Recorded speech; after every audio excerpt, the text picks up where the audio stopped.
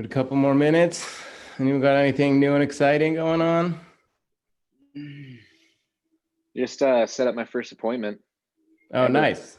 Yeah, so I'm gonna go show a guy a house in Oakland on Wednesday. Nice. I'm Where'd that come pretty from? nervous. Just from Chime. Nice, dude. We're in Yeah. Oakland. It's Seminary Court. It's right next to the Oakland Zoo. Nice. Yeah. But I don't know how anything really works with showing, so it'll be interesting.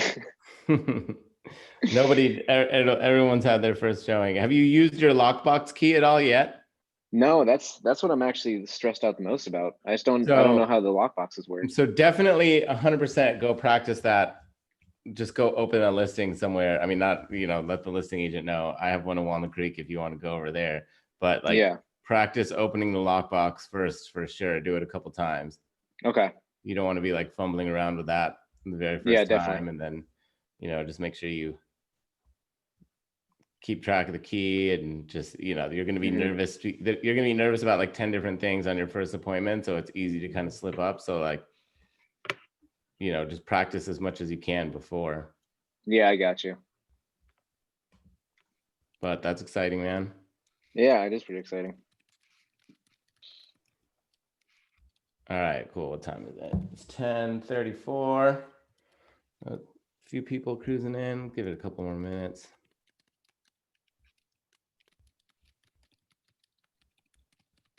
You've been holding down that Oakland office, Peter. Yep. Well, I got two kids at home, so they won't leave me alone. Yeah, for sure. I've got a pretty good home office that I'm finally getting set up, but the door is like not very soundproof, so I need to No, for sure not. And I can close the door, but they're still going to be bothering me. Yeah.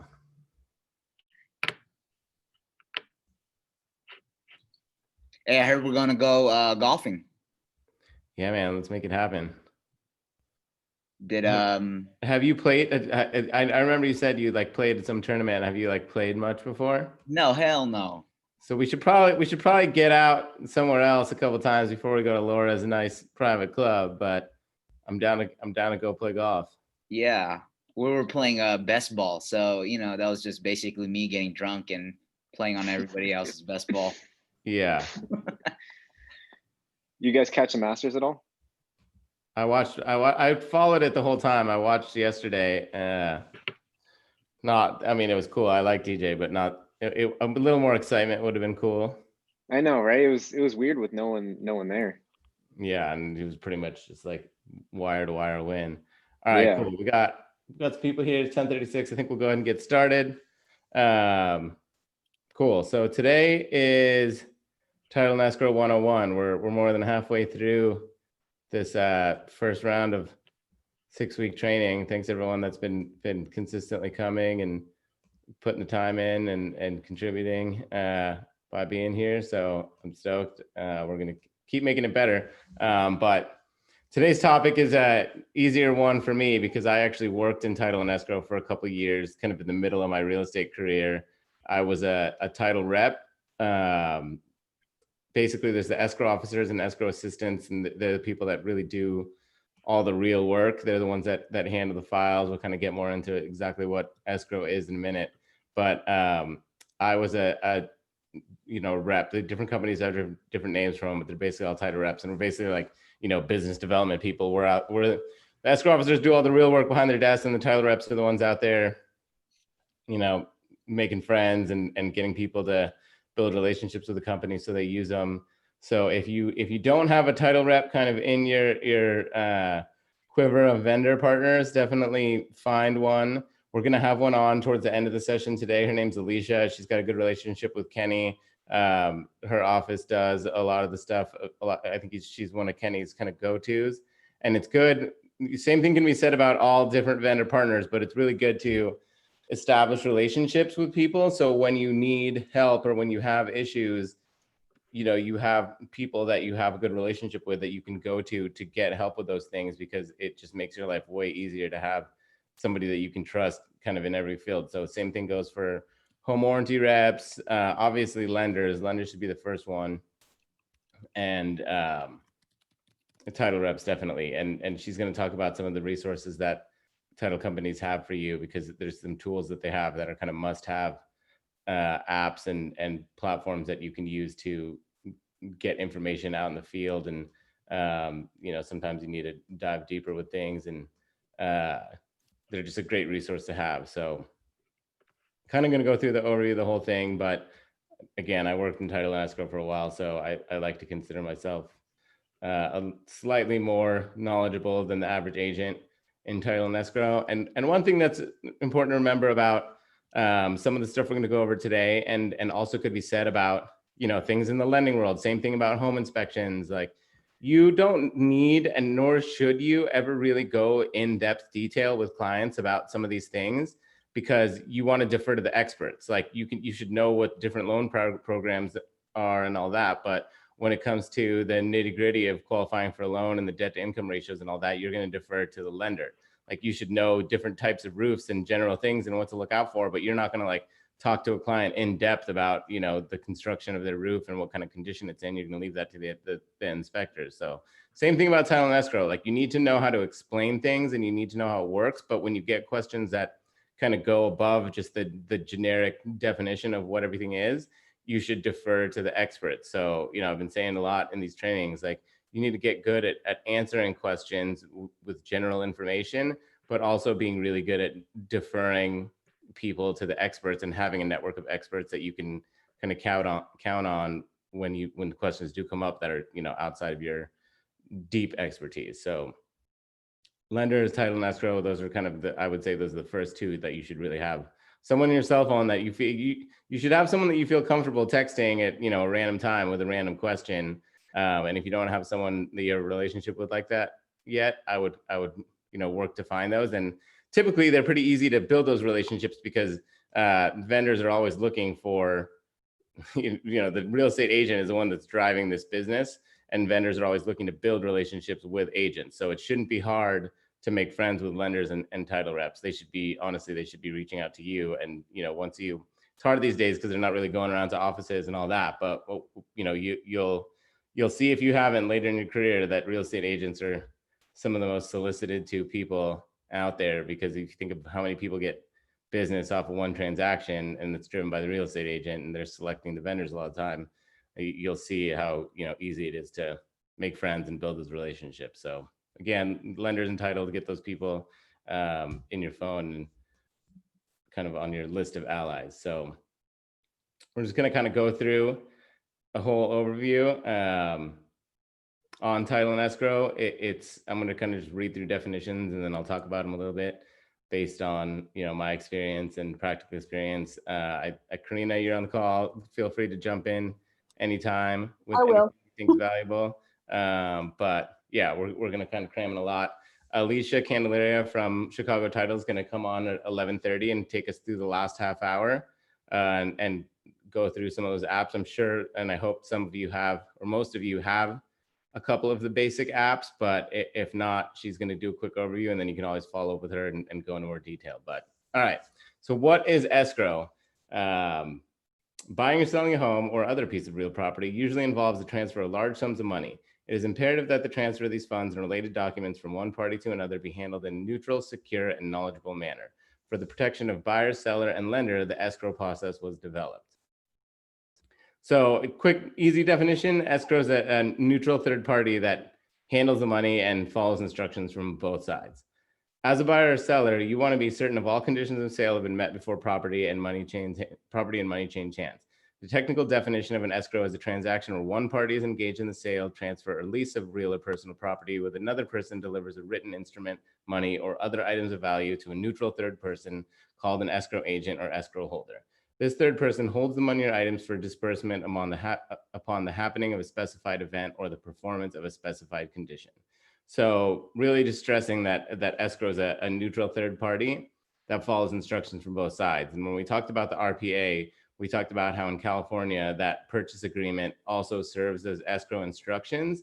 So escrow, because both parties have agreed on all of the terms in that document, that's what escrow works off of. So anytime somebody's trying to do something that isn't following the terms of the document, both sides have to agree on it. And that's why when you know, there's a change to the closing date or change to the purchase price or there's a credit, escrow needs an amendment or a addendum signed by both sides, instructing them that, you know, hey, it's okay to change the purchase price to 800 instead of 810, or we're going to push the close back a week. Anything they do needs to be agreed on by both sides. And some escrow officers will be, you know, really sticklers, and even little things like if the contract says the EMD is supposed to be a wire and they try to write a personal check, a super stickler, detail oriented escrow officer is going to need approval from both sides, because a personal check instead of a wire is changing the terms of that contract. So the RPA serving as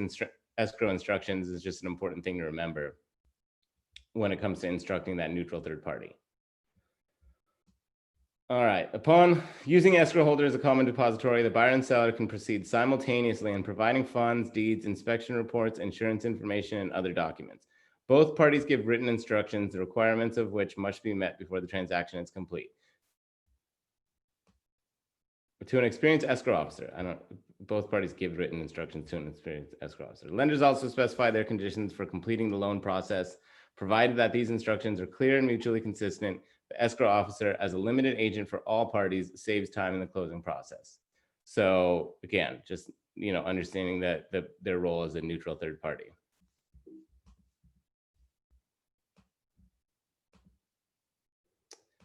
Another element of the third party is just the protection that it gets by using a third party. You're not giving the seller the deposit or giving the seller the money and saying, hey, like, don't cash this check until I get the keys.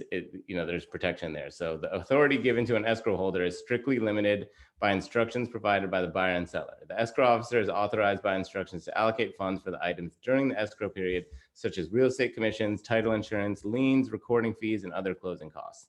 Instructions also specify the method of collecting funds, proration of insurance and taxes, and time limitations on settling transactions. The escrow process protects all parties involved by retaining money and documents until the mutual instructions are met. Confidentiality is another important aspect of escrow. To handle a transaction, your escrow officer must be instructed as to the required terms necessary to close. The officer will discuss escrow matters only with the parties directly involved, specifically the buyer, seller, lender, and the real estate agent. No one else has access to the information except through proper legal procedures. The escrow officer retains impartiality and confidentiality concerning the escrow process. Closing escrow, everyone's favorite thing. Upon closing, the escrow holder causes the required documents to be recorded and disperses funds according to the instructions given to the escrow officer. Escrow fees are included in these costs and are based on the sale price for the property, the loan amount, and services required. We'll go into the closing costs in a little more detail in future slides. So understanding the statement of information. So we're going to kind of go through it step by step, but I want to spend a minute talking about statement of information because it's something that your clients are going to get once escrow is open. And it's a document that asks a bunch of questions, asks for a bunch of personal information, previous addresses, you know, loan payoff to the sellers and things like that. So according to the California Residential Purchase Agreement, all sellers of residential property shall provide the escrow holder a completed statement of information. You'll hear escrow refer to it as a SI within 7 days after acceptance of the contract. A statement of information is a form routinely requested by buyer, seller, and borrower in the transaction where title insurance is sought. The completed form provides the title company with information needed to adequately examine the documents as to disregard matters which do not affect the property to be insured and matters which actually apply to some person. So basically, it's important to get this up front because they need to start doing the research on who these people are, because part of what the title company does, in addition to being the third-party escrow, like we just discussed, is they clear title and make sure that, you know, the people that are buying the property and getting a loan and the people selling the property are all, you know, legally entitled to and have the ability to do those things. So verifying their identity is super important. So it kind of goes back to the protection we talked about. Like you as a buyer and a buyer's agent don't need to confirm, you know, that these people can actually sell you the house, because that's what you're paying the title and escrow company to do. And there's kind of it's all lumped into one thing, and we call it escrow or we call it title, but title and escrow are actually two completely separate processes. The escrow is the third party that handles the transaction like we talked about. And then the title work is, you know, clearing the names and clearing the title and making sure it's going to transfer cleanly, and then ensuring that it's transferring free of encumbrances, and we'll get to that in a second, but they're separate. And in some places, like that, you use separate companies. Like there's escrow companies that just are the neutral third party, and then they actually get the title work done by another company that clears the title and runs the names and ensures the transaction. So even though we lump it into one, title and escrow are two separate processes that just happen at the same time, and here they're handled by the same parties. What is title insurance and why is it needed? So this is something, like I was talking about at the beginning, like you don't need to explain this in detail, but you do need to understand it, because you are going to have clients that ask you, why am I paying for this and what does it even do? So, it's one of those things that it's like any other insurance. It's to some degree just a revenue generating thing that was created years ago because of how land records in our country are processed. I mean, title insurance doesn't even exist in some other countries, and I think that that says something. But basically, it exists because somebody needs to guarantee that these people that are selling you the house can sell you the house, and that someone else can't pop up later and say, no, like that's my house, or actually those people that sold you that house owed me a bunch of money for some work I did, or I had a second loan out on it, and so now you owe me that money because it was recorded on the house. So there is a lot of validity to what title companies do, but like any insurance, they're there to make money. So it's like the chances. I mean, I've been in real estate for almost 7 years. I worked for a title company for 2 years, and barely ever even come close to hearing anything about a claim even potentially being happening. But it's the same thing. Like if your client ends up needing it, just like any other insurance, and they don't have it, it could cost a lot more than the cost of the actual insurance. So basically what this is all saying is that the title company is going to ensure the quality of title that the buyer's about to buy, and basically, take the liability of something else happening. So when they fill out that statement of information and they run the names, they make sure that there's no other things recorded and anything that could potentially affect the property. And then they prepare a preliminary title report, which you'll see, I meant to put an example in here, but didn't. But basically what that preliminary title report is the findings of the title company's search, explaining to the buyer and seller, okay, this is everything that came up on the chain of title. And for the newer agents, like there's very few things, I'm sure that you realize when you start actually doing this job, there's very few things that you learned about in real estate licensing class that apply to the day-to-day job. But some of the terms that kind of come up when you're trying to understand title and preliminary title reports are things that you covered in class, or at least from what I can remember. So when, I'm sure you remember learning about encumbrances or clouds on title. Any kind of lien on title is considered an encumbrance. And when you're buying a property, you are getting that, the title company is ensuring that you're getting it free of any encumbrances. It's different from a easement or something like that, which is also on title, which is also going to be on the preliminary title report. Anything like that runs with the title, whether it's CC&Rs or an easement or all that, that's also going to show on the title report. But what they're also going to show is, any liens or clouds on title that they're going to require the seller to clear up before they can close the transaction. So obviously the most obvious one that's going to come up on most transactions, unless it's owned free and clear, is a deed of trust. And the deed of trust is a document that the lender records along with a note that's basically saying like, hey, if they don't pay this loan through this deed of trust, we can take ownership. So paying off the loan and releasing that deed of trust is the most common thing that comes up on title. But also, HOA liens because of back fees due, or in some cities, like you can, I think Oakland is one, but if you don't pay your garbage bill for a few months, they just record a lien. And it could be for $200, but it's still a lien on the property that needs to get cleaned up. Someone posted in Slack a while ago a prelim that they came up on, and there was a bunch of liens on the property in addition to the mortgage, and there was like 4 garbage liens. So it's not a big deal. They'll get cleared up through escrow, but it's important to review that preliminary title report and see, what needs to be cleared up on there if they owe any back taxes or anything. So you'll get that information as the buyer, but really it's more just for your information. There's no action required if they owe back taxes or whatever. It's more just knowing that it's there, because the title company's job is to clear that up with the seller before they transfer it. We'll probably do some kind of lab or class on reading preliminary title reports, because there's a lot packed in there. But we'll go into more detail on those, because it's something that your client has to sign off on. And again, going back to what I was talking about in the beginning, like if you get a client that really wants to go through the preliminary title report with you, and you feel like you're in over your head, that's something that you very much can call in someone from title and escrow to refer your client to and help them answer those questions. Because a document like that, you don't want to, if you're not confident in your answers and you want a client that really wants to review it and understand what they're signing, you got to call in the experts for that. So just don't ever get over your head with something like this.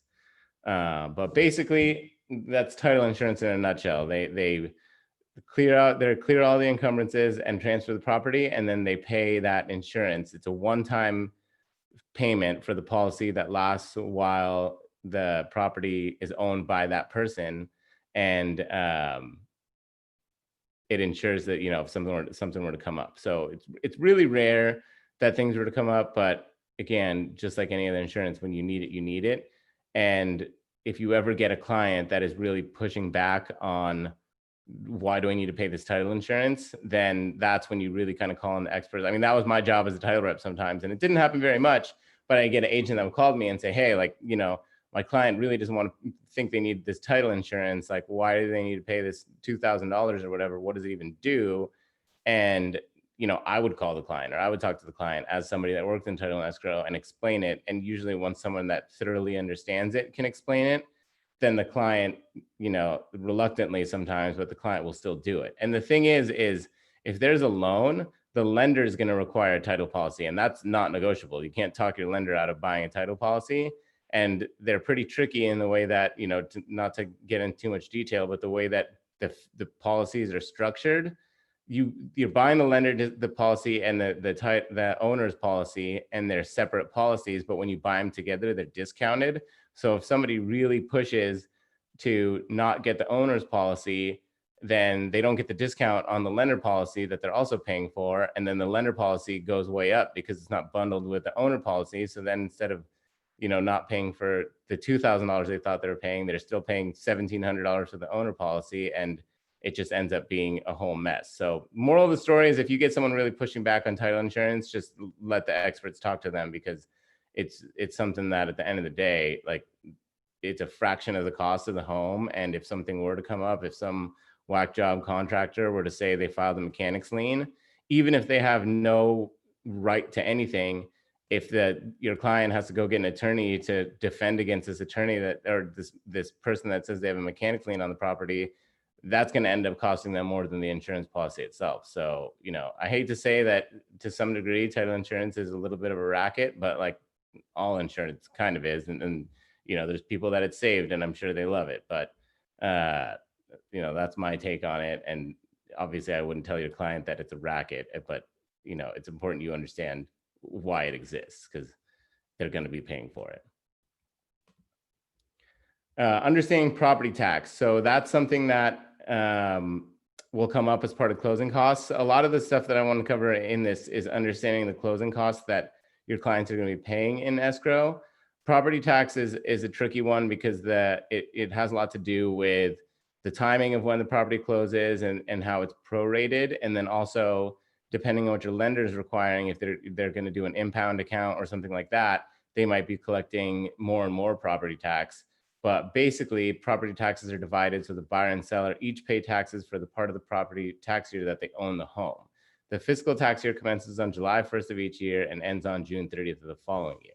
So the way they prorate the taxes is based on the possession date, and then it just depends on if the buyer has already, or if the seller has already paid taxes beyond the date that they're going to be owning the home, or if there's property taxes due. So basically, they're going to prorate it based on, when it's split. So just to make it simple, say your seller has already paid property tax for the entire year, and it was $10,000, but they're going to sell it and they're going to take over on June 1st. The buyer's going to take over. The seller's already paid that $10,000 of property tax for the whole year, but they're only living there for half the year. The buyer would be crediting the seller $5,000 towards that property tax that they've already paid. That's actually going to be covering time that the buyer lived there. It's kind of confusing, but when you look at it and wrap your head around it, then it'll make sense. It's like any other proration. It's just tricky because it'll change depending on the time of year. Like if the property tax bill is coming up and your client has an impound account, then you might need to collect a whole bunch of property tax up front because there's not going to be money in there when the tax bill is due. So again, this is stuff that you need to understand how it works, because when you get the question, you don't want to just freeze and have no idea. You need to understand the basics. And then if you're having a hard time, explaining it to your client or anything like that, the lender, when it comes to closing costs related to taxes or the loan, you can get the lender to call in and explain it, or you can get someone from title to explain it, because they're going to do it probably more eloquently than you would, and you're not risking saying something that isn't necessarily true. I also put supplemental taxes in here. Supplemental taxes happen outside of escrow typically, but since we're talking about property taxes, I put it in here because it's also kind of when you're talking about closing costs with your client, it's a good time to bring up supplemental taxes. Your lender should also be explaining supplemental taxes too, and it's going to come up when they sign their documents at the end. But you want to tell them about it because you don't want it to be a big surprise, because if they end up getting stuck with a bill down the road that you never told them about, that's going to come back on you and your experience as a professional, and they might not be so happy with that. They get an $8,000 bill they had no idea about 2 months after they get their keys. So basically what it is supplemental taxes cover the difference in the new assessed value of the home and the previous assessed value of the home. So when property taxes adjust to the purchase price when they're closed. So there could be a house that the tax value is based on an assessment of around $500,000, but those sellers have had it for a while. Market value is now $1 million. Once your buyer pays $1 million for it, it's going to bump the tax rate up to be assessed on that new purchase price, and then it's going to add additional taxes for whatever the remainder of that tax year is. So if there's 3 months left on that tax year at the new value, they're gonna issue a bill that is the difference in the previous assessed value and the current assessed value, and hit your buyer with that. And I put it here in bold red. Usually supplemental taxes are not collected in escrow. Notices of supplemental assessments and supplemental tax bills are mailed several months after escrow closes. So if there's anything you take from this, it's that at the very least, you need to explain to your client when they're talking about property tax that they're going to get a bill in it. It's one time, sometimes it's 2 times depending on the time of year, but it's basically covering that adjustment with the new value of the home.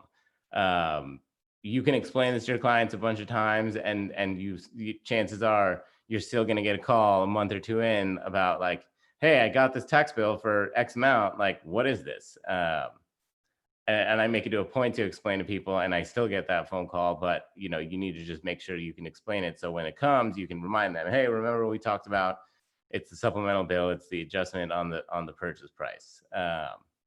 Same as I've been saying, if you need help explaining this, these are things that lenders or title and escrow people can certainly help you explain. You just need to know what it is when it comes up. But remember to mention it to your client, because you don't want them to get a surprise and then kind of blame you for not knowing they had to write a check, especially if it's a home where that somebody's owned it for a really long time and their value's gone up a lot. Because in that case, especially if it's early in the tax year, then that bill can be pretty significant. Like in parts of Walnut Creek, or this goes for a lot of established cities, there's people, if you're buying a home from an original owner or someone that's owned it for a long time, there's homes that are $1.4, $1.8 million that are paying taxes based on an assessed value of $300,000 from 35 years ago.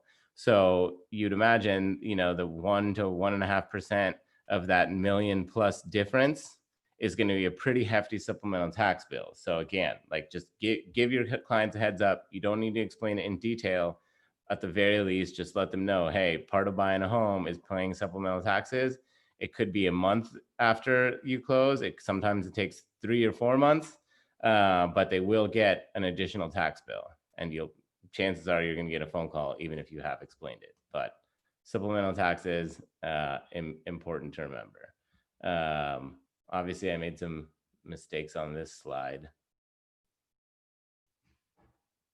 I think this is a messed up property tax. Anyway, so closing costs. When Alicia jumps on here later, she's gonna show an awesome app that very quickly and easily will help you get ballpark closing costs to your client. With experience, you'll be comfortable talking about this. But what I typically like to say is, plan on closing costs being 2 to 3% of the purchase price.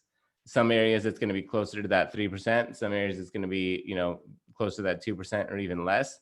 But, unless there's some crazy high extra bills that apply to this specific area where you're selling, if you tell your client 2 to 3% of the purchase price for closing costs, then you should be covered. And if anything, it's going to come in a little bit lower than what they're expecting. You always want to, you don't want to estimate whenever you're putting ranges on something. You'd rather it come in a little bit on the lower side.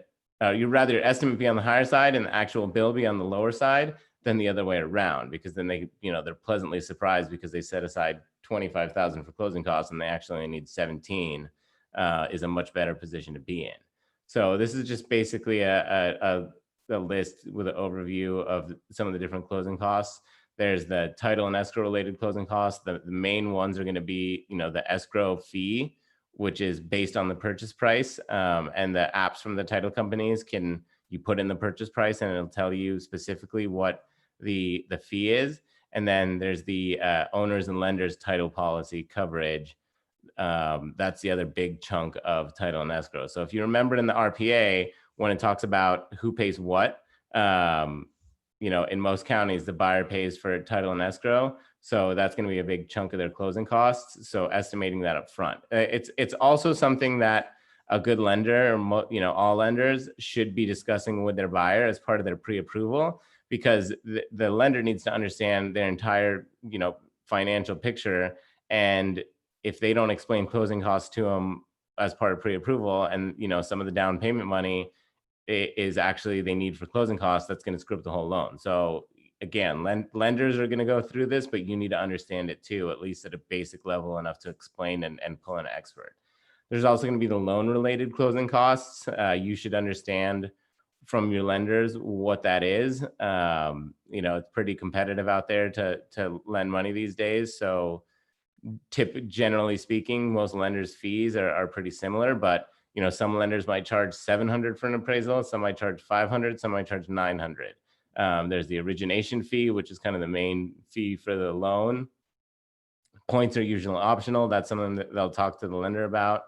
And then there's just little fees for, credit report and underwriting fee. Sometimes the underwriting fee can be a decent chunk also, but your lender will discuss the specific costs with the buyer when they're talking about closing costs. For your purposes, you just need to know that, the loan costs make up a chunk of the closing costs for a buyer in addition to the title and escrow related costs.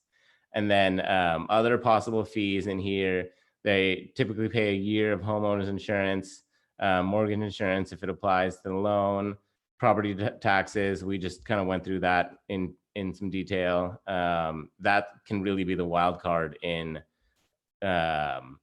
the amount of closing costs, especially if you're where you are in relation to the tax year, and especially if they're doing an impound account. If they're not doing an impound account, then the lender is not going to collect additional property tax. But if they are doing an impound account, and depending where they are in relation to the tax year, the lender could get hit with or the buyer can get hit with it's extra $7,000 or $8,000 or more, depending on the price and the timing of prepaid tax fees that they're collecting.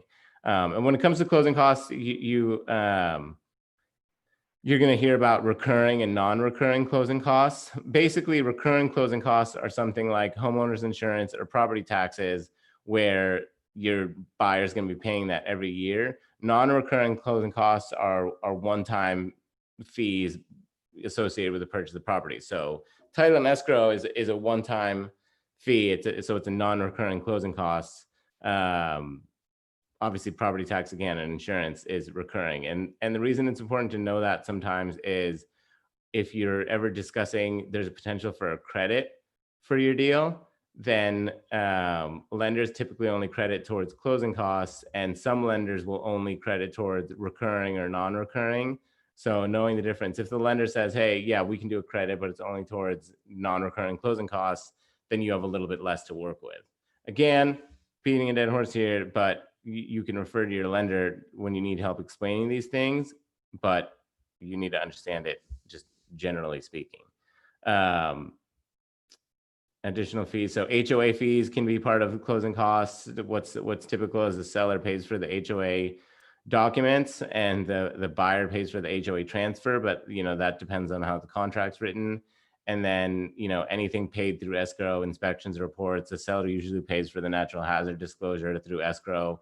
Typically, your buyer is not going to be paying for any reports through escrow, inspection reports, because like we've stressed, you really want to leave anything related to inspections and reports out of contracts because you don't want the lender to see that. So if you're going to bill a termite report to escrow, the lender's going to know that there's a termite report and there's a chance they're going to want to see it, which could be trouble. So just be really careful with what you bill to escrow because it could raise red flags with the lenders. So when it comes to who pays what, there's resources from the title companies that can explain to you based on different counties and locations. But for the majority of the areas that the team works in, the buyer pays title and escrow related costs. I think in the South Bay, I think Santa Clara County, it might be buyer seller split, but you can get a document from the title company that'll spell it all out for you. And it's all there's what's custom and what's typical, but it all just depends on which boxes are checked on the contract. You could write some crazy offer and be way over asking, where you're trying to minimize the cash your client puts out. So you could try to put it on the seller to pay title and escrow, but normally the buyer pays for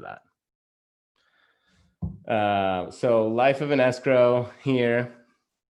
These are kind of the main steps that happen once a property goes into contract. So you should have systems in place, and we'll work with you on, once you get a contract, you kind of go into autopilot, and the same things kind of happen every time as soon as you have a fully ratified contract. So one of the steps of that is getting the contract to the escrow officer. Actually, this is a good time to take a minute and talk about pre-sale escrows, because I'm sure that you've seen in the MLS, if you haven't gotten a contract yet, you see people talking about pre-sale escrow open with such and such. Basically what that is the listing agent is opening escrow before there's an actual contract. It's something that has, 15 years ago, nobody really opened pre-sale escrows unless it was like a tricky seller situation and they needed to like analyze a trust document to make sure that it was all good for these sellers to sell it, or there's like a probate situation. But with the market moving so fast, and not so much right now, but it's still really fast right now, but back when there was 10-day closes, 14-day closes were super common. If escrow wasn't opened and you were opening it right when you got the contract, and it took a few days to get the preliminary title report and search the seller's names for the mortgage payoff information and all that could potentially slow down a really quick deal. So what people started doing is opening an escrow before their listing was even in contract, or even before it was on the market, and that allowed the title company to do the search and get the preliminary title report and prepare the report with all the liens and easements and all that, and listing agents could include that with the disclosures. It's also a way, title companies really latched on to pre-sale escrows because it's just a way to get business. for me, the main reason that I like pre-sale escrows is I like working with title and escrow staff that I know is going to do a good job. Title and escrow companies are so slammed right now between, different regulations, some people working from home, the market just being absolutely nuts, and then interest rates being low always bogs down title companies because they handle refinances also. And so when there's a ton of refinances, in addition to a ton of purchases, the escrow companies are just absolutely just piled onto. So you want to work with an escrow officer that you can kind of count on to stay on top of things and communicate well.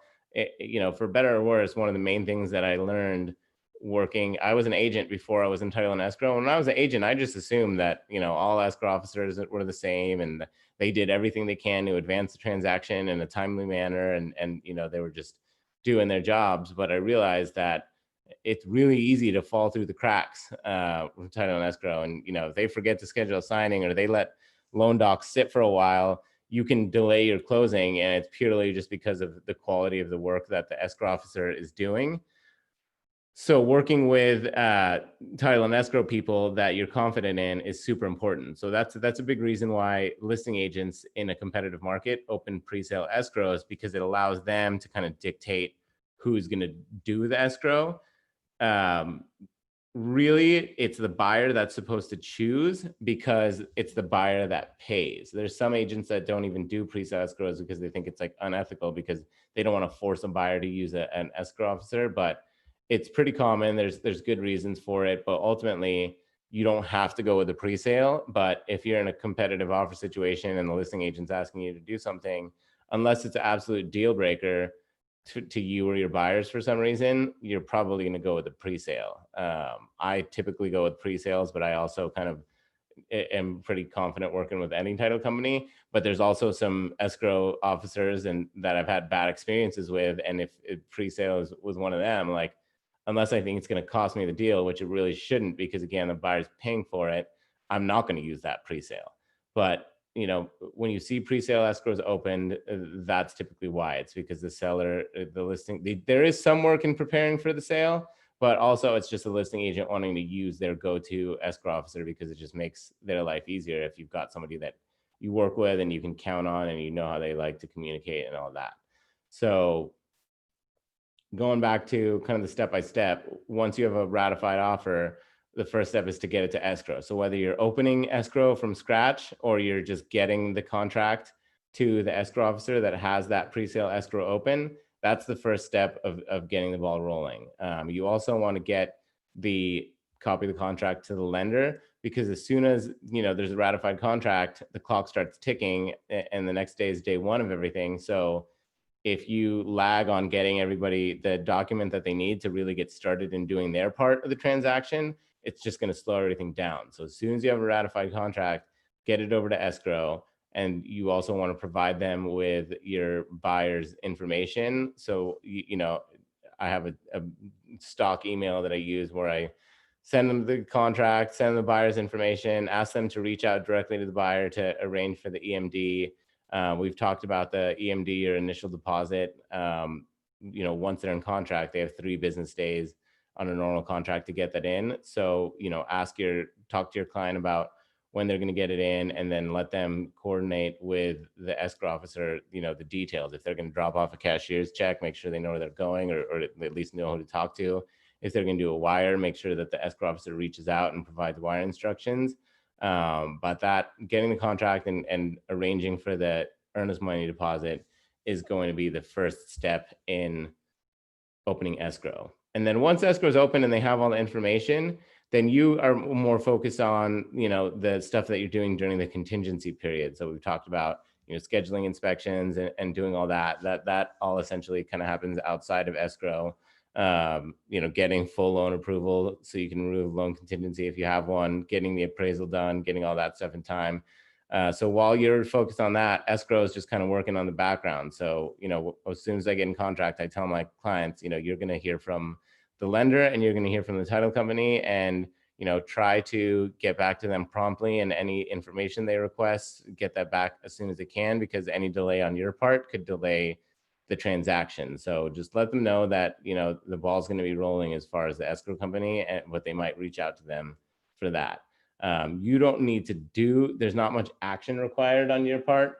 Once escrow's open, they have all the information they need, but it is important for you to monitor the timeline of the escrow and make sure that things are happening and staying on track. So what I do when I get a contract accepted is I put in all the dates. So obviously, like the contract date, I put them in my calendar. You put in the contract date, the contingency removal date, you know, put the EMD date in there, but I always try to get my clients to do it as soon as possible, and then put the close of it, the scheduled close of escrow date in there, and then put some reminders for a few days out before the scheduled close of escrow for you to check in with the lender to make sure loan docs are running on time, and then put reminders in there to reach out to escrow and make sure that, you know, they have everything they need to schedule the signing in time. Because if you're scheduled to close escrow on a Wednesday and it's Tuesday morning and the loan documents haven't even gotten to escrow, there's a few things that need to happen between the loan docs being generated and escrow closing. And if your escrow officer is not on top of it, or the lender's not on top of it, and you know, you things slip through the cracks, you could be closing late. So just a tool for that is Folio. That's something that we use all the time. And it tracks that. There's templates that you can have in place that say things like earnest money deposits due in 3 business days. And, you know, it's pretty cool. I set it up for just about everybody that I get a contract for that passes through for the team. So if you know, are interested in that tool, let me know. It's called Folio.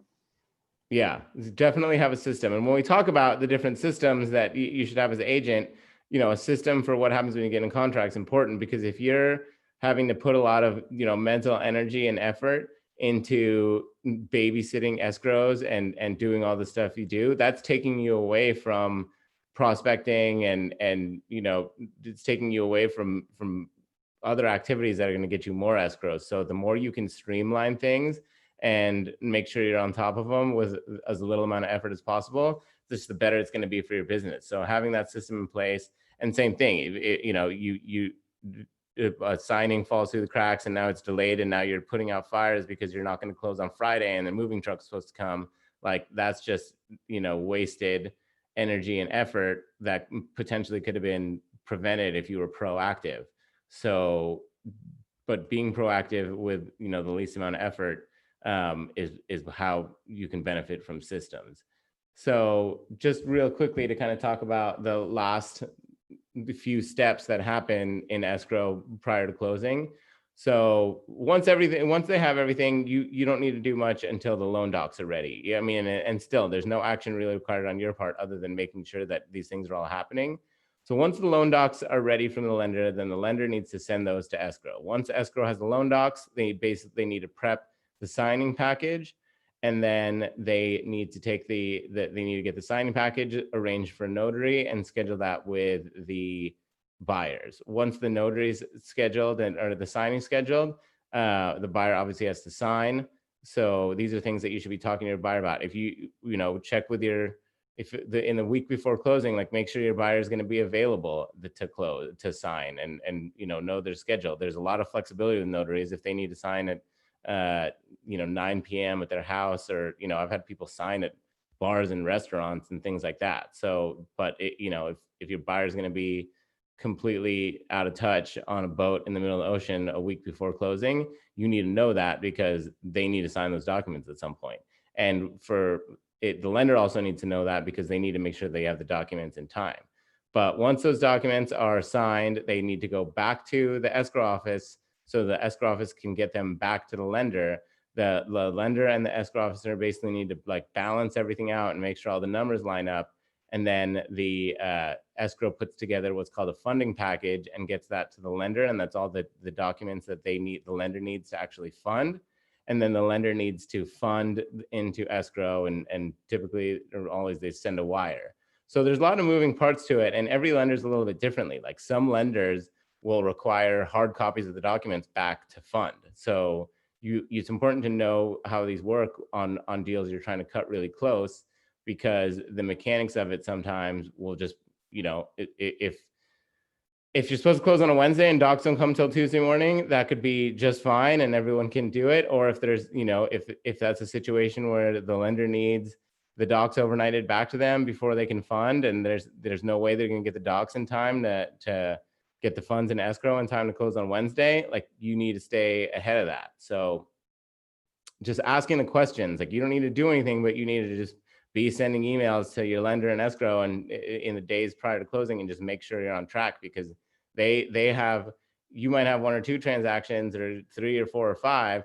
A lender and an escrow officer could be dealing with 30 different transactions at once. So they know it's supposed to close on Wednesday too, but it could fall through the cracks. And because there's a lot of things that are dependent on things happening before, delays could happen. And worst case scenario, and the reason that I stress the importance of understanding all this and staying proactive and staying on top of it, is you don't ever want your client to schedule movers and schedule all this stuff to happen on a Saturday morning, and you're supposed to close on Friday and you find out Thursday afternoon that docs aren't even in escrow, because then it's a pretty crappy feeling, because it's going to take a miracle and a lot of effort, and it's not impossible. And it goes back to what I was saying in the beginning, in having allies in title and escrow and lender, because in a fire drill type of situation like that, where all of those things we just discussed have to happen in a very small window of time, it takes a concerted effort from everyone. So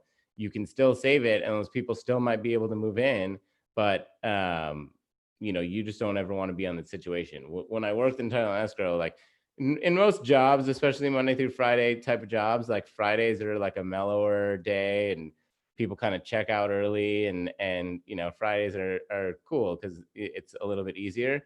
It's the exact opposite in title and escrow, because if there's going to be a crazy day with situations and people freaking out, it's going to be on a Friday, and it's because there's deals that need to close and people want to get their keys before the weekend. So, if anything, if you can avoid having close dates on Fridays, that just gives you a good buffer, because if a closing is supposed to be on Wednesday and something happens and it gets delayed a day, chances are it's not going to be that big a deal. They might be a little bit bummed they have to wait a day, but it's not going to be a huge problem. But if it's on a Friday and closing is delayed a day, that means they're not getting their keys until after the weekend, and they probably had plans for that weekend. So, moral of the story is just be proactive. There's not a lot of action required on your part to make things happen in escrow, but be proactive in making sure that everybody else is doing their jobs, because if they're not, and things fall through the cracks, it could affect you and your client. And they just, last thing you want to deal with is a delayed close of escrow. So really understanding that everything that goes into it is super important. Alicia should be jumping on in a few minutes. Does anyone have any questions at this point? I'm going to kind of let her take over once we get to that. But anyone have any questions about title and escrow? It's definitely something that I am passionate. I don't want to say I'm passionate about it, but it's like there's a lot more that goes into it, I realize, than the average agent thinks. So having had that time working on that side has definitely helped me just be a better agent and help my clients have. Is there anything else you can say, John, about like wrangling the lender into, performing on time and getting that CD out? Anything that you can like? Yeah, I think it's really just understanding the way the time. That's a good point. Is the CD is I didn't touch on the CD, and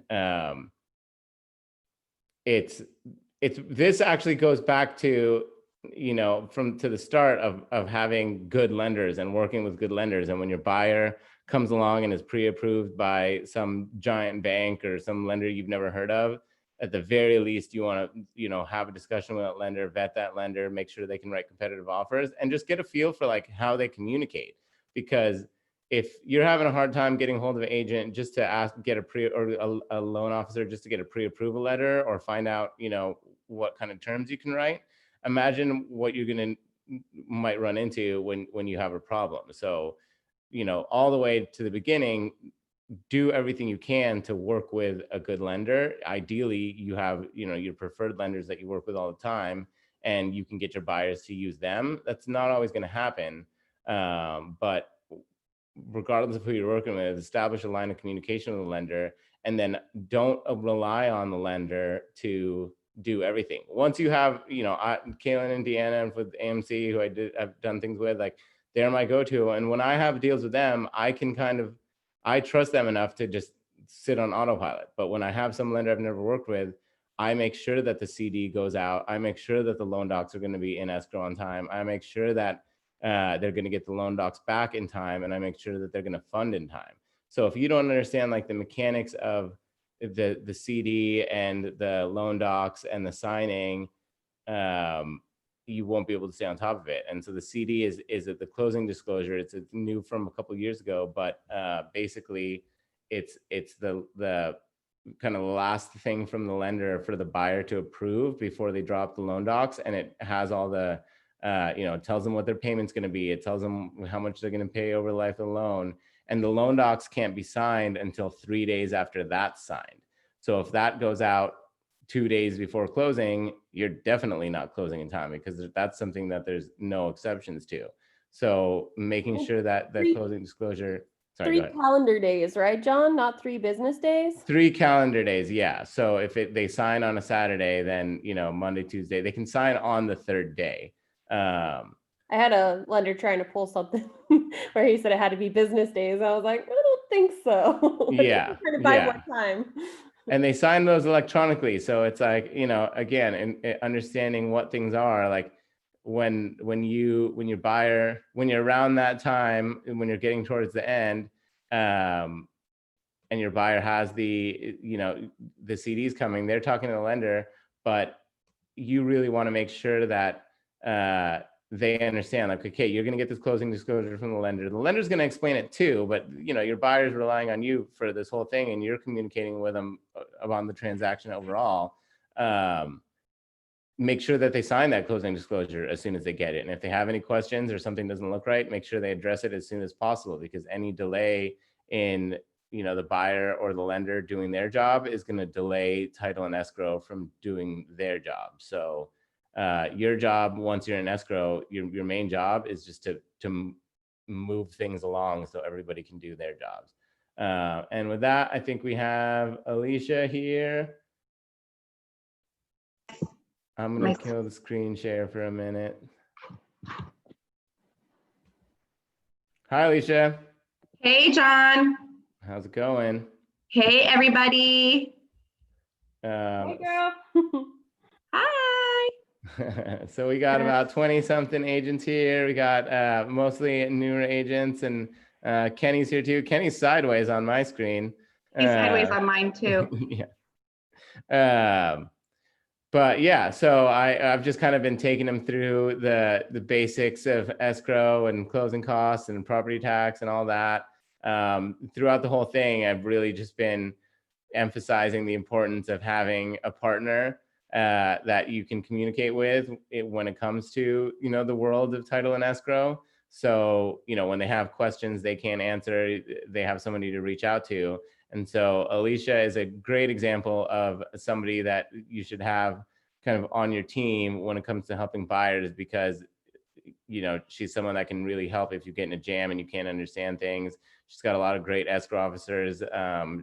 She's with Chicago Title, which is part of one of the biggest title companies in the country. So a lot of great stuff. I brought Alicia on here today to introduce herself and talk about what she can do, but also to make sure that you're aware of a couple of the must-have tools. One of the ways that title and escrow companies build relationships with agents is by providing them with some pretty cool stuff. There's some limitations to what title reps can do. They can't buy you lunch, they can't buy you coffee, but they can help you get some great information if you're thinking about starting a farm, or they can help you dig up an old deed if you're researching a property. So Alicia's a great person to build a relationship with if you don't have a title rep yet. And even if you do, it's knowing you're going to end up, even if Chicago's not your go-to, you're going to end up in transactions with Chicago, and having somebody that you can reach out to is important. So make friends with title reps, and I'll let Alicia take it from here. Thanks so much for the introduction, John. first of all, I am kind of a unique title rep in that I service all of Chicago Title's branches in Alameda and Contra Costa County. So anytime that you guys are in a jam, you guys maybe didn't get your transaction with me and my team, but you're maybe in another branch with another escrow officer, somehow, some way. And if there's any issues, you guys, I'm always available on text.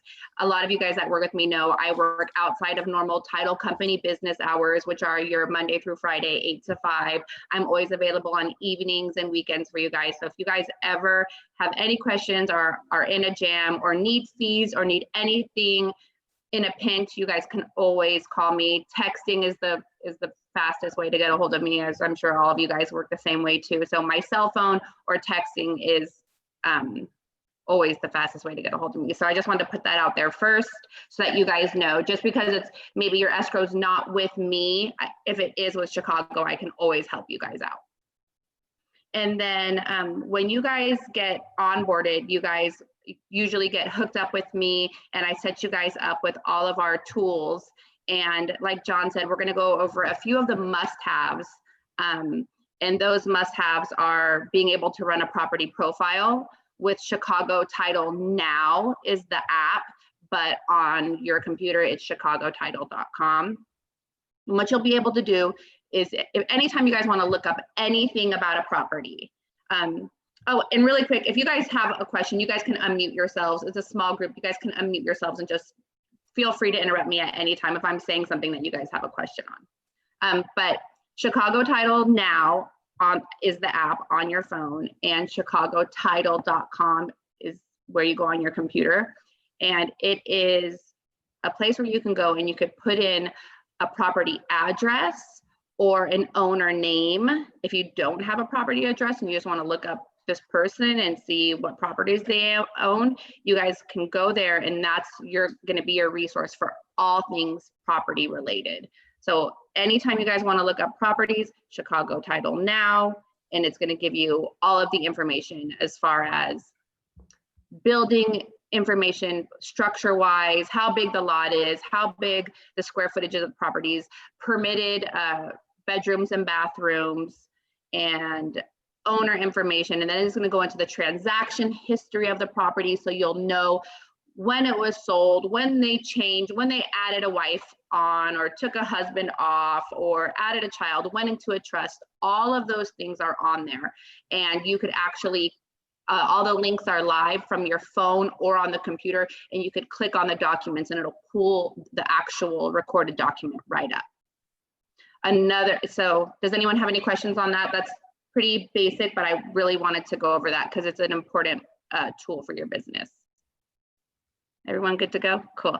Thank you. I wanted to make note on that. Sorry, I'm kind of breaking, but that app is so amazing. You guys need to link up with Alicia because you can do your closing costs on there as well too, because I know a lot of newer agents, if you're going to have a little bit of difficulty on that, but that app is really something that will be imperative to your business. So yeah, link up with her. Thank you so much for everything you've done for my pre-listing. Thank you. I appreciate it. Thank you. Anytime, Donna. Thank you. Yeah, and yeah, that's a perfect example. So then our other app is called Chicago Agent One, and that app is huge for you guys. Like I don't know if you guys follow me on Instagram, but on my recent story, I literally had an agent call me at like 8 o'clock at night last week, and he was like, "Oh my gosh, my client, we have offers in, and they want to make a decision tonight. Can you run some net sheets for me?" And I'm like, "Well, yeah, of course. I mean, you guys can do it yourselves, but I could also do it for you too." So I'm like, "Give me all the different sales prices," and I'm going through and I'm on the app and I'm basically putting out all these net sheets so that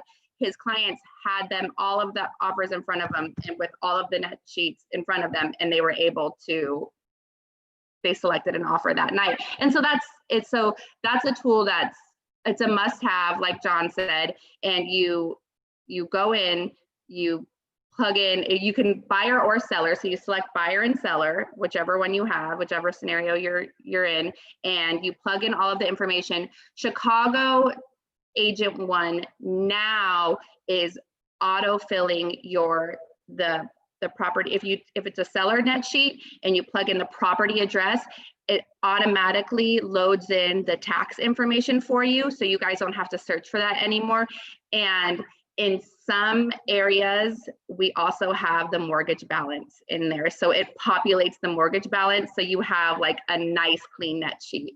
So that's another tool. Chicago Agent One. It's Chicago Agent One on your desktop, and it's the Agent One app on your phone. And you put it together, you put all the information in there, and it's going to spit you out a really nice net sheet. It also has social media content in there, like, and it has frames, and it updates to like what's relevant right now for social media content. So it has little articles, little flyers, things like that. You guys are all really great on social media. Anybody that works with Kenny is gonna know what to do on social media. But this also has content. If you want to put something out and you're like, I don't know what I want to put out right now, but I just want to put out something, there's a whole bunch of content in there as well. So that's Chicago Agent One. Does anyone have any questions on Chicago Agent One for me? No, we're good? Okay, cool. And then moving on, so those are like your must-haves. That's you to look up property information, Chicago Title Now. Chicago Agent One is for you to do your net sheets, and for you to also, there's content in there for social media. So those are all your kind of must-have tools. And then we kind of move into prospecting, farming, things, predictive analytics and things like that. And that's where Chicago Active Farm comes in. And I'm just going to touch on this briefly, and then I can do one-on-ones, or we could have another in-depth Zoom meeting on Chicago Active Farm. What's really cool about Active Farm is Chicago Title is the only title company that has it here in Northern California. None of our sister companies have it. None of our competitors have it. So what's nice is that the information is not saturated. Not a lot of agents are utilizing this tool. So only Chicago Title clients. So that's really nice, because a lot of these tools, especially the prospecting tools, are being used by everybody. So this one's kind of unique in that way. So when you are set up, you instantly have access to all of these tools. Chicago Agent One, you use your same username and password because it all flows. You log in and you can basically create a farm. You could upload your existing farms. If you already have an existing database of past clients, or you have a farm that you've already been utilizing, you could upload it in there. And what it does is it gives you a grade of the farm, A, B, C, D. I've never seen an F, but F is probably there, but it basically is grading it on turnover ratio. So whenever you guys are spending your time sending postcards or doing any door knocking or anything like that, you're going to want to spend your time and money in an area that has a good turnover ratio, right? The rule of thumb is 5% or above. This one's going to give you right away, once the farm is created, it's going to tell you what the grade is, and it's going to tell you what the turnover ratio is. That's pretty critical for you to decide whether or not you're going to want to put any effort into that certain neighborhood farm or not. What's nice about it is, taking it a step further, it has predictive analytics. So they have, so in that farm, in each farm that you do, it's going to have what's called next to list or likely sellers.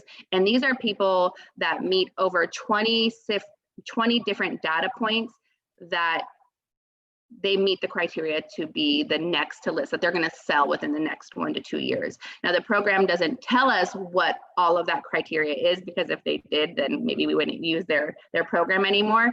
But it's really cool. So in every farm that I run, I always see, okay, well, how many likely sellers are there in this area? And it's going to get, and I'm always looking to see. So it's a small number always, but it's nice because let's say there's a neighborhood that you want to farm in, but it has a really crummy turnover ratio, but there's 25 people that are likely to sell. Well, then you could just focus in on those 25 people. So that's kind of how that works. I can go more in depth with you, but it's a really great tool. It also lets you know if the system has emails and phone numbers for the people in your farm. And it also is going to notify you if there's any births deaths, marriages, divorces in your farm, so that those are kind of like life-changing events where it might prompt people that are a need to sell. So that's a nice feature too. It actually emails you when those things happen so that you can look at the data. Any questions on that? So for the phone number information, it tells you if it has it, but it doesn't give it to you, right? Because it tells you if it has it, and then you pay your 25. I think they're calling them points. You buy data points, and then you could buy the cell phone number. Okay, cool. And that's a cool way. Like if you're looking for people to call, that's a cool way to, we have a ton of agents on this team. Our team's really big in cold calling, and we have lead pond and things like that. So a lot of our agents' phone skills are strong and getting stronger. If you're looking for people to call outside of the lead pond, you have to spend a little bit of money to get the phone numbers, but you could get, a listing that we just sold, or, say we have a hot listing in the area. You could use this active farm tool to pull up an area around that listing, get a list of phone numbers, and call those people and tell them like, hey, this house that's in your neighborhood, got 5 offers in 3 days on the market, or whatever it is, and just, have a reason to call that's not super generic. So using this tool to get some specific targeted information on people to call. It's called circle calling, or it's a type of calling, but it's one way to use that, outside of just regular geographic farming. And I'm glad that you brought that up, John, because with Kenny's team, we have like this flow. So whenever any of you guys take a listing, we automatically ask you guys if you want a PPE kit for the listing, and we get it delivered to the listing or to you guys. And we also run a micro farm, which is 500 surrounding the listing, so that you guys can market. We could also take that, and that's just automatic. You guys don't even have to ask me for that. It's on autopilot with everyone on Kenny's team. So as soon as we see a Team Fast either contract escrow come over or a listing escrow come over, we are on it. We're running that farm, and we are doing the PPE kit. So we with that, we could take it a step further, and we could actually upload that micro farm, that 500 surrounding, to the agent's active farm. And it's all done behind the scenes, so you guys don't even have to do it. And then it's in your active farm, and you guys could look at the grade, and you guys could also look at the likely sellers and if there's any phone numbers.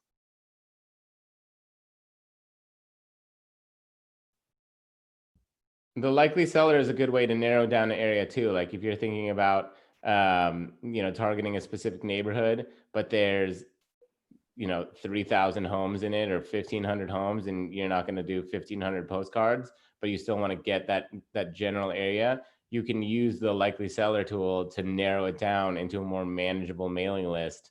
So, like we've talked about in past classes, you can consistently be mailing to people, which is easier if it's 300 people and not 3,000, and you're going to use the data and the analytics to improve the chances of converting someone based on who you're mailing to.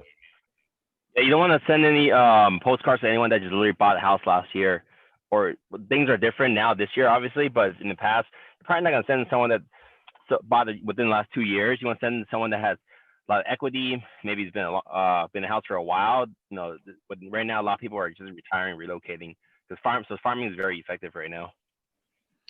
And that's like, we can use any type of criteria. Just like Kenny said, we can filter out and say, give me 500 surround. Like you can ask me, hey, Alicia, I want to do this farm. I just got this listing. I'm going to say, okay, we can do 500 surrounding of owners that have owned for the last 2 years or more, or 1 year or more, or whatever, whatever you guys want to do. And then uploading it into Active Farm, and then seeing the likely sellers. Because I don't know what the points are, like those 26 or more points that the system uses to make them a likely seller. But I'm sure, you guys know how data companies are. I'm sure there's a ton of different algorithms that they're using, but that's a really good way to narrow it down.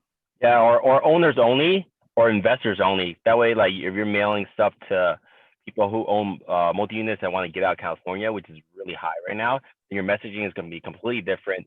They don't really care about your just so cute postcard. They want a letter from you saying, hey, you have equity in your house? Are you looking to unlock it?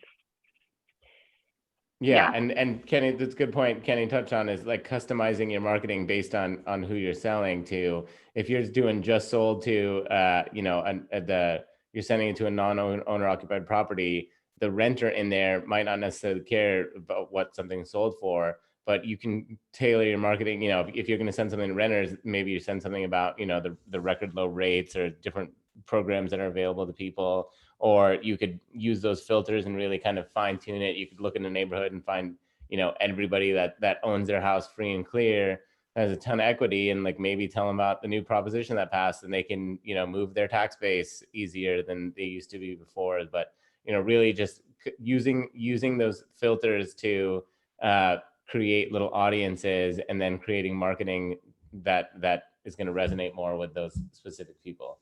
But yeah, that sounds like a really cool tool. I'm definitely going to check it out soon. Those first two that she talked about, I mean, are essential. Like if you should on your phone have a way to, within, you know, seconds, create seller net sheets, you know, buyer estimates.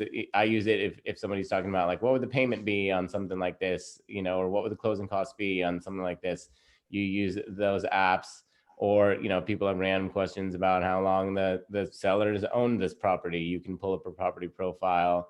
You can pull up, the property profiles have the plat map. So if they want to see, you know, look at an outline of the lot, or look at, you know, the lots in the neighborhood, you get that from the property profile. So really they're must-have tools on your phone, because there's going to be times where you're in conversations, and being able to, you know, pull that data up quickly and efficiently just makes you look like, you know, an expert and a professional. So if you're not set up on these apps, definitely get set up on them. Alicia, we have just a few more minutes here. If there's anything that you want to share, just as far as like tips for newer agents, especially when it just comes to, you know, working with escrow officers and what they can do to kind of be proactive and stay on top of things, especially these days when everybody's so slammed and super busy. Like, what are some just best practices for agents when it comes to, you know, communicating with escrow on their transactions? Well, I have a whole spiel for that, but it's different for this group because we actually have everything on autopilot for you guys. We've done so many transactions with Team Fast. So just reaching out to Deanna and myself first thing, like whenever you guys need anything, and always copying me on everything so that I'm like your second set of eyes, because, you know, Deanna's really busy doing the escrow work. And then, not everyone on the team works with Deanna. I think Donna works with someone else, and I think I have a few people working with Samiko and Montclair. But just always do not hesitate to ask us, and I've always actually extended this to you guys as well. Even if we don't have the escrow, even if it's with like another title company, we're your go-to. So if you guys are in a pinch and you guys are not understanding what's going on, you guys can always reach out to us. We're totally here to help you. You're our client. We want to make sure that you close all of your transactions, not just the ones that are with us. And with that being said, even if you guys need listing or PPE kits and a title company that you guys are working with is not offering that, we're happy to provide that for you guys as well. But just as newer agents, I mean, just whenever you guys have such great leadership with Kenny and Karina, and now John's on board, and, you know, I see Dewey always, you know, helping the newer agents too. So you guys have such a strong team, but we're always here to support you guys, but always make sure that you're asking the questions. Don't hesitate to reach out to us. Don't ever feel like you're bothering us. We're happy to always help. Like, I love getting my text messages like, hey, I need help with this. I'm like, oh my gosh, you know, some people never reach out and don't ask us any questions. So just know that we're the team that's here to support you. We're unique in the way that we don't work typical title company business hours. We're going to help you guys on a Friday night or on a Sunday morning. That's just kind of how we do things, because we know that that's how you guys do things. On another note, I wanted to add as well too is we all have different personality types. So Alicia and her team, they know their escrow officers, how they work and whatnot, and they will actually pair you up with someone that, if you're working at a high, you know, some agents like to be a little bit more slower pace where they have an escrow officer that does that. Another one's just boom, boom, boom. Either they're proactive or retroactive. So you got to pair up with an escrow officer that will help you in your business. And Alicia and her team are the ones that are great to contact with them and make that introduction, especially when you're new. Tap into that first, and then they'll definitely help you with it. So thank you. Oh, thanks, Anna. Yeah, that's true. And it's nice. I mean, like I said, I'm in a unique spot where I work with all of our branches. So I can place you guys anywhere that's most convenient for you or your clients. Yeah. And John, that's you know, huge being for- in the title business, that's so different, right? Like usually you're like, oh, I'm only stuck with these escrow officers and this branch. Yeah, and totally. That's what I was about to say. That definitely makes Alicia special when it comes to other agents, is that she has relationships with all the offices. Whereas, like when I was a title rep, I had the Brentwood office, and obviously, you know, I knew other people. But like, if someone had an issue with a Danville office or a Walnut Creek office, then I would call that rep. You know, there was more layers to it. Whereas since Alicia covers, and especially going on both sides of the county, so she's a great resource because she's someone who chances are, regardless of where your escrow is, you know, she's going to be familiar with the office, you know, if it's in Chicago, or she's just going to be familiar with the areas in general. So you can go to her for help for, you know, a wide variety of things. What's it like these days, not going around to offices and cruising around? Like, what are you going to do? What are you going to do with all those desk calendars? We didn't order them this year. No one has desks anymore. Yeah. Everyone's working from their kitchen table or their couch or bed. You know, actually, you guys can appreciate this because this is kind of how you guys work. I've really just honed down on my target list. And I just like, that's my Bible. Like every day I'm like, okay, like I can literally just hop on my computer and start going after all of the agents that aren't currently working with me and making sure that all the agents that are working with me are taken care of. So it's made life actually, you know, easier, for lack of a better word, because we're in a pandemic and it sucks and it's crazy. But yeah, it's made, like, I've really gotten way more organized, because before, as a title rep, as you know, we're like running to this office and running to that office and now I'm like, couriers are coming to my house, picking up all of the supplies for you guys and dropping it off at your listings. It's been interesting, but it's made life a little bit easier for me, actually. Yeah, and I'm kind of jealous. I was thinking about that when it started. I'm like, man, being a title rep right now would actually be kind of nice. Like, you're not running around from office to office to office. I mean, I'm sure there's days where you're driving tons of miles and hitting, you know, a bunch of offices in the same day. So it's probably nice to have kind of a different pace. And social media has been huge for me. Like, Yeah. with you guys, like, you guys kill it on social media, and that's been huge for me. So like, I've been able to, you know, meet a lot of great people and start working with a lot of great people just off of social media too. It's like, the game's changed now. You know, we're on our phones and we're getting deals from our phones instead of, you know, pounding the pavement. Yeah, totally.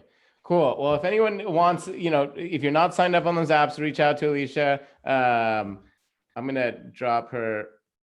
Oh, I can't copy and paste it right now, but her information is super easy to find. She'll get you set up. If you want, you know, walkthroughs on anything, you know, her job is to support agents, and obviously in turn we give back by supporting her. And you know, she's a great resource, and I can't stress enough how important it is to have someone like Alicia on your team. So thank you for your time. Does anyone have any last questions or comments or anything? I will add something really quick, John, and you can attest to this. So spreading your business around to different title companies, a lot of people do that. They're like, oh, I'm going to share the love. I love this rep. I love this, you know, I know this person. We go to the gym together. I'll tell you that if you have one title company that you work with, one escrow officer that you work with, you're going to be put to the top of the list every time you have a problem that comes up. And that's what's happening with Team Fast. It's like, anytime a new deal comes in, or anytime an email comes through, we're like, ring the alarm, like, it's Team Fast, like, hurry up, make sure you're getting on it and you're doing whatever we need to do. And so, like, I will say, like, you know, you could have a number one and a number two, but like, sharing the love across all the title companies, you're never going to be like on the top of the pile when it comes to stuff like that. And I will tell you, it's the nature of the business. You guys do it as well. If you guys have a hot client, you know that, you know, any day now that they're going to be ready to list, you guys are going to take their call before you take someone who's been wasting your time for, 3 months. So that's kind of how it is in our world too. Like if you're a client, you're loyal and you're giving us your business, we're going to support you right back. We're going to do favors that we probably wouldn't do for someone that we've only done a couple deals with. And we're John, right? I mean, that's how it works, right? We're going to do special favors. Oh, We're totally. Gonna put, Yeah. We're going to put Totally. you guys on the top of the list. So just know being on Team Fast, that's the service that you're going to get from us. Like we ring the alarm when your guys' emails come through or your guys' texts come through. Yeah. And that's a great point. And it's important with title. And really that applies to everyone from your home warranty rep to your roof inspector. Like if you have the big team I used to be on, they really stressed using the same vendors because she'd call it buying power. Like if we're always using the same inspectors, like there are the home inspector we used is booked 10 days out all the time. But for her, and her team, because she always used them, like he would squeeze me in or she'd save time just for that team. So I can testify to it. They always come through for us every single time. I know that if there's an obstacle that comes up, it's not going to be on their end. Like the communication is flawless. We know where we are on every single escrow always. Like it's amazing to be able to trust that the process is going to go through, seamlessly. And then of course they also know that we have a lot of newer agents. And so they will never like shame you or make you feel stupid if you don't know something. Like, they get our model in a way because they've been part of it from day one. So thank you so much. Super important. It makes your life so much easier when you have partners throughout the transaction that you can trust are doing everything they can to help you out and move your transaction along. And then even when you're in a jam and even with everyone doing everything they can, the outcome's not ideal. It's still so much better to at least know that everybody's giving a maximum effort to at least try, rather than just feel like, well, we closed late, but I feel like if they tried a little bit harder, we probably would have closed on time. That's not a good feeling too. So, really get good partners, stick to them and really leverage them and just strengthen those relationships because it feels good to have those partners and establish them the more you do this. So thank you everyone for coming. Thank you very much, Alicia. Thanks guys. Thanks. Thank you. All right, everybody. Have a great day.